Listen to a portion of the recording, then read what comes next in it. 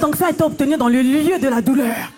Dans le lieu de la douleur. Bien aimé, hier encore, j'étais là pendant que j'écrivais. Moi-même, je pleurais parce que je me suis dit, Seigneur, cette année, nous fêtons les 19 ans de Caïn. 19 ans. Mais quand je regarde en arrière, 19 ans, quand je regarde, et nous bénissons Dieu pour cela, amen, nous sommes dans la joie. Mais quand je regarde en arrière, Caïn était enfanté dans la douleur. La première année, nous organisons cette conférence. J'étais excitée dans la joie. J'étais enceinte depuis 3 mois. 3 mois passés, j'allais vers mon 4e mois de grossesse. J'avais déjà fait l'échographie. J'avais entendu les battements du cœur de mon bébé. J'étais sereine, j'étais contente. Et je courais à gauche, à droite. Et en même temps, je portais le projet de pouvoir déménager de là où on habitait. De là où l'église était. J'ai fait 2 visites de bâtiment ce jour-là. Je courais à gauche, à droite. Lorsque j'arrive à la maison, je commence à voir les contractions. J'ai des douleurs. J'ai des douleurs. À peine que je me lève, je commence à saigner. Je saigne, je pleure, je crie, j'appelle mon mari. Il m'emmène à l'hôpital et j'ai perdu le bébé que je portais. La semaine de la conférence, c'était à 2 jours avant le début de la première conférence. J'ai dit, Seigneur, j'ai gémi, Seigneur. C'est quoi, Seigneur? J'étais meurtrie au-dedans de moi. J'ai dit, Seigneur, je te sers. Seigneur, comment cela peut être possible? À un moment donné, j'ai dit, Seigneur, est-ce que je vais tenir? Est-ce que je vais me lever pour cette conférence? J'ai commencé à réfléchir. J'ai pleuré. Le Seigneur m'a consolé. Mon mari était dehors dans la voiture en train de pleurer. Moi, je pleurais dans le bloc d'accouchement où on était en train de me faire pousser pour sortir les enfants. Et le Seigneur m'a consolé. Le Seigneur m'a dit, oui, tu feras cette conférence. Lève-toi, va me servir, tu verras. Je te récompenserai. Tu verras ce que je veux faire. Tu verras ce que je veux faire. Et je bénis le Seigneur pour ce qu'il fait sur cette plateforme. Je bénis Dieu aujourd'hui. Alléluia. Alléluia. Bien-aimé, Dieu t'a donné quelque chose. Devant les difficultés, ne recule pas. Ces difficultés vont donner une coloration à l'onction qu'il a déposée dedans de toi. Amen. Amen. Acclame le Seigneur. Amen. Acclame le Seigneur. Yeah, yeah, yeah, yeah. Donc ça a été obtenu dans le lieu de la douleur. Tu ne peux pas acheter la présence de Dieu. Amen. Tu ne peux pas acheter la présence de Dieu, bien-aimé. Quand Dieu te donne sa présence, tu dois garder la présence. Tu dois cultiver la présence. La présence de Dieu se mérite dans le lieu secret. Il n'y a pas de raccourci. Il n'y a pas que je marche avec l'homme de Dieu et je pique un peu de son onction. Non. Tu peux être contaminé un temps, mais tu dois développer la présence de Dieu. Si tu veux que ça dure, tu dois payer le prix de la consécration, le prix de l'humilité, le prix du service. Tu dois aimer Dieu de tout son cœur. Tu ne dois pas venir à l'église comme juste quelqu'un qui rend un devoir religieux. Bien-aimé, tu es en train de te tromper toi-même. Autant mieux que tu restes à la maison. Et c'est pareil, je dis à mes bien-aimés qui sont à la maison. Le Covid est passé, qu'est-ce que vous faites à la maison? Tu habites à côté ici à 10 minutes, à 15, à 20, 30 minutes. Des fois, tu fais 1 heure pour aller à ton travail. Mais il faut venir à l'église. Tu dis, c'est loin, je vais me connecter. Tu dois payer le prix pour chercher Dieu. Payer le prix de la consécration. Parce que quand tu viens dans l'église, c'est pas pour toi. Tu viens servir Dieu. Quelqu'un a besoin de ton sourire. Quelqu'un a besoin de te voir à l'église pour être conforté. Quelqu'un a besoin de toi, de te voir. Ta vie ne sert pas qu'à toi. Ta vie sert pour les autres. Alors tu dois accepter un temps soit peu de souffrir pour lui.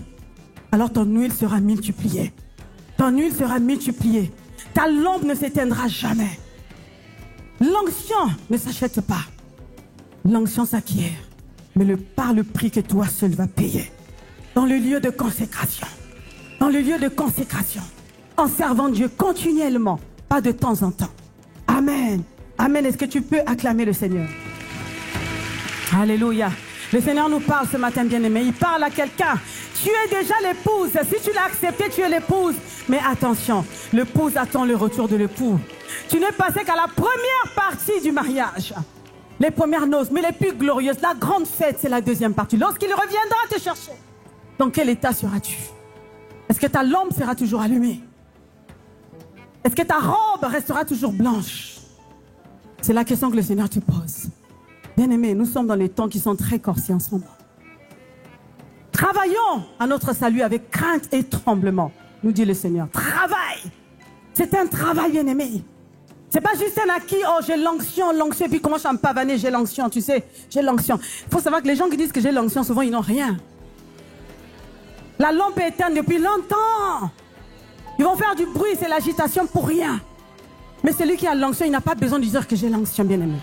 Parce qu'il sait qu'il n'est rien, il n'a rien. C'est Dieu qui a tout. C'est Dieu qui fait tout à travers lui. Il fait tout. Tu n'as pas besoin de revendiquer quoi que ce soit. C'est lui qui fait. Alléluia.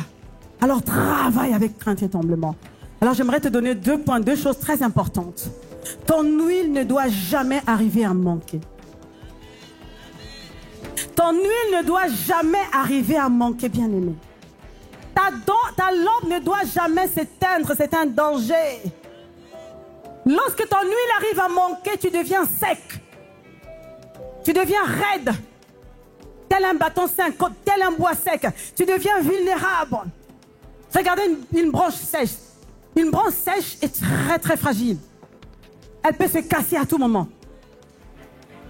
L'huile te rend flexible, bien-aimé. L'huile te rend... Ça veut dire que tu peux t'adapter dans tout environnement. Alléluia. Un moteur a besoin d'huile. Tu as besoin... Le moteur qui est ton cœur a besoin d'huile de Dieu pour fonctionner sur la terre. Sinon, tu ne tiendras pas un seul instant. Tu ne pourras pas pardonner aux gens qui te font du mal tous les jours. Salut les héros et les héroïnes. J'ose croire que vous allez très bien par la grâce de Dieu. Plusieurs personnes certainement se posent la question de savoir qui est réellement pasteur Modestine Castanou.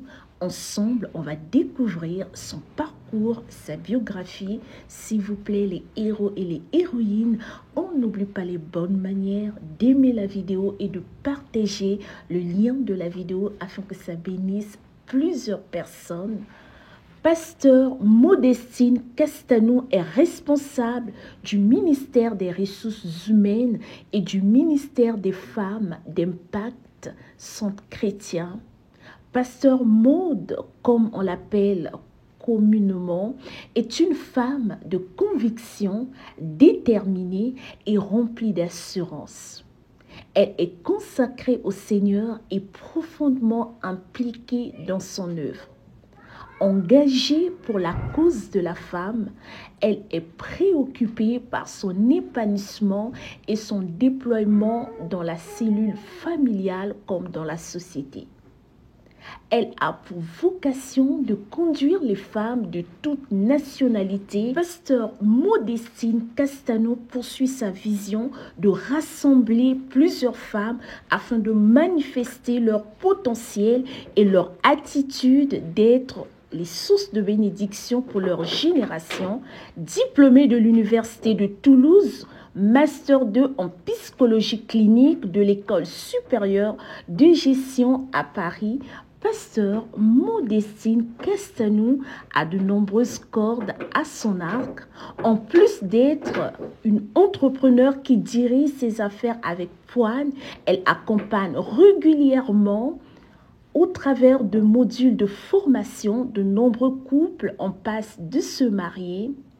Dotée d'un grand cœur et d'une capacité d'écoute, Pasteur Maud sera disponible pour tous ceux et celles qui en ont besoin. Elle partage régulièrement sa passion pour Christ dès que l'on a l'opportunité, notamment dans divers milieux associatifs et dans le cadre de son ministère pastoral. On n'oublie pas, elle est écrivaine, elle a écrit plusieurs livres. Les livres sont disponibles sur Amazon ou encore pour ceux qui sont de l'église ICC, pourquoi pas se rapprocher de Maman Maud pour en savoir plus ou se procurer de ces livres écrits aussi par son époux que nous connaissons tous, qui n'est plus à présenter, Papa Ivan Castanou, un père pour plusieurs. Que Dieu vous bénisse abondamment et richement. Que Dieu bénisse Papa Ivan et Maman Maud. Cette biographie a été écrite par l'équipe de EMC TV. Que Dieu bénisse encore cette équipe. Nous saluons les bien-aimés de l'église Impact Centre Chrétien partout où vous êtes dans le monde. Que Dieu vous bénisse.